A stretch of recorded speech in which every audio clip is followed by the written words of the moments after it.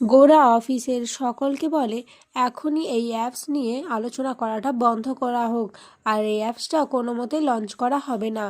গোরার বাবা এবং দাদু খুবই রেগে যায় গোরার ওপরে। গোরার বাবা বলে, তুমি এরকম কথা বলতে পারো না সকলের সামনে। আমি অনেক স্বপ্ন নিয়ে এই অ্যাপসটা বানিয়েছি, আমি কিছুতেই এই অ্যাপসটা লঞ্চ করা বন্ধ করব না।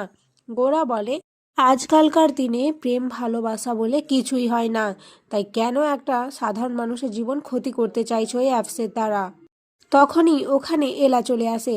এলা বলে, এই অ্যাপস লঞ্চ হবেই, আর এখন তো অনলাইনেই সমস্ত কিছু হচ্ছে, তাহলে ভালোবাসা বিয়ে এই সমস্ত কিছু কেন হবে না? আপনি নিজেই না বললেন যে এখনকার যুগে এসব হয় না, তাহলে এখনকার যুগে অনলাইনের মাধ্যমে কেন একে অপরকে মানুষজন চিনবে না? সব কিছুরই কি সবসময় খারাপ দিক থাকে? কোনো কোনো ক্ষেত্রে তো ভালো দিকও থাকে। গোরা বলে, ও আচ্ছা, এখন তাহলে আপনার থেকে আমাকে প্রেম ভালোবাসা এসব কিছু শিখতে হবে, তাই না? আপনি নিজেই তো এসবের কি মূল্য সেটা নিজে বুঝেছেন, তাহলে আপনি নিজে বোঝেননি বলুন? এইভাবে গোরা কিছুতেই এলার কথাগুলো মানতে চায় না। এলা অনেকবার গোরাকে বোঝানোর চেষ্টা করে। গোরা আর এলার ঝগড়া শুরু হয়ে গেলে তখনই মৈনাক আসে। মৈনাক বলে, গোরা তুই বিষয়টা একবার বোঝার চেষ্টা কর, এলা কিন্তু ভুল কিছু বলছে না। আর একটা জিনিস ভেবে দেখ তুই, এই যে তমালবাবুর বিয়েটা হয়েছে, এটা কিন্তু খুব ভালো রেসপন্স করছে পাবলিকের থেকে।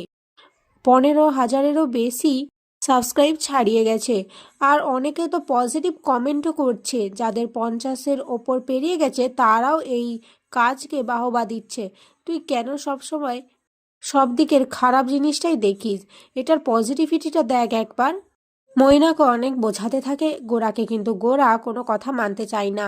তখনই এলা গোরাকে অনেক ভালোবাসার উদাহরণ দিয়ে বোঝাতে থাকে, কিন্তু এতেও গোরা কিছুতেই মানতে চায় না। এলা মনে মনে ভাবে, আমি কিছুতেই হাল ছাড়বো না, আপনাকে ভালোবাসার গুরুত্ব বুঝিয়েই ছাড়বো আমি। গোরা এলাকে অনেক কথা শোনাতে থাকে। গোরার দাদুও গোরাকে বোঝানোর চেষ্টা করলে গোরা কোনো কথা মানতে চায় না।